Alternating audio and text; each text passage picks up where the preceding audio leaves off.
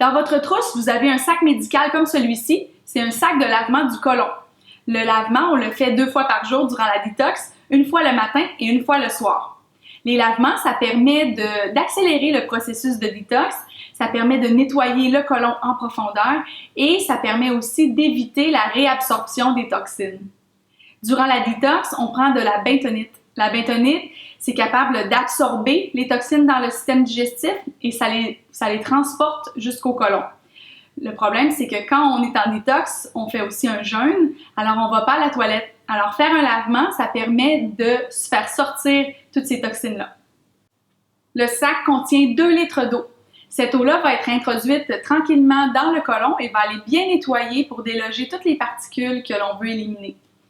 Vous savez, dans la vie courante, faire des lavements, c'est quelque chose de très utile. Ça soulage bien des maux, les problèmes digestifs comme la constipation, les gaz, les gonflements. Ça aide à la perte de poids, ça aide à éliminer les parasites. Ça peut même guérir des petits bobos comme les maux de tête, la nausée et même ça peut améliorer votre état d'esprit. Vous savez, la santé, ça commence ici dans le ventre. C'est pas pour rien qu'on appelle le système digestif le deuxième cerveau. On pourrait même l'appeler le premier cerveau.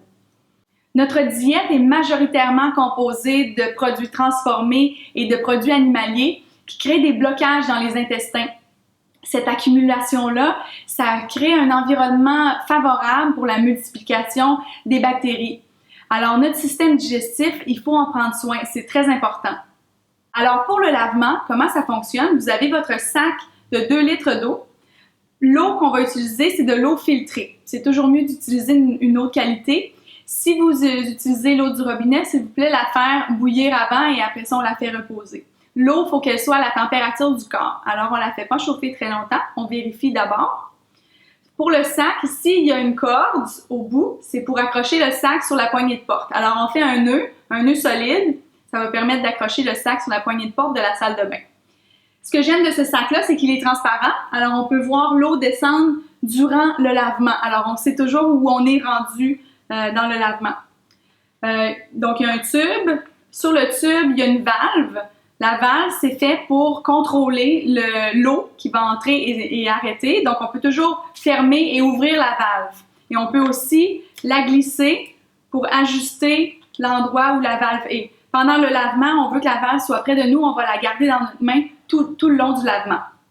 Au bout du tube, il y a un capuchon qu'on enlève bien sûr avant le lavement. Alors, on fait chauffer l'eau pour qu'elle soit à la température du corps et on remplit le sac. Quand on fait ça, on s'assure que le bouchon est sur le tube et que la valve est fermée.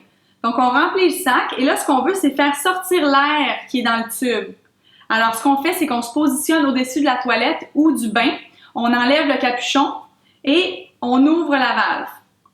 Et là, on attend que l'eau coule jusqu'au bout et là, on ferme la valve. Donc là, il n'y a plus d'air, il y a seulement de l'eau et on est prêt pour le lavement.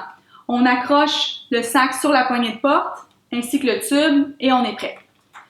On peut se mettre une serviette au sol, un oreiller pour être confortable.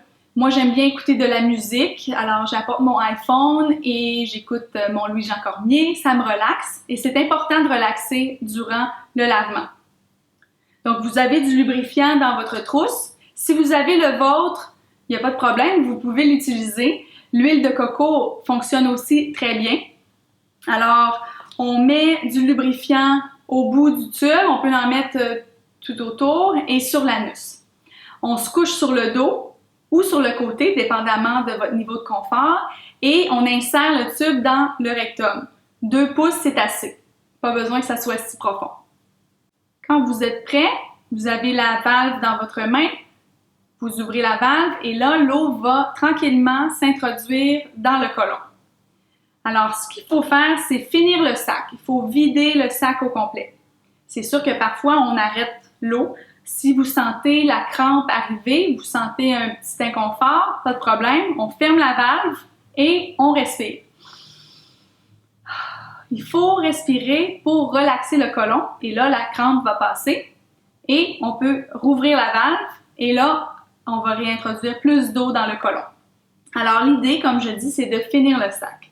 Quand le sac est vide, le travail n'est pas terminé encore, on peut rester couché sur le dos ou se coucher sur le côté et on essaie de garder l'eau le plus longtemps possible. Les premières fois, je vous avertis, ça se peut que ça soit difficile de garder l'eau, vous n'avez jamais fait ça. Alors, vous allez peut-être ressentir le besoin urgent d'éliminer. Il n'y a pas de problème, asseyez-vous sur la toilette et éliminez. Sinon, essayez de garder l'eau plus longtemps. 5 minutes, 10 minutes, c'est formidable. Le plus longtemps possible.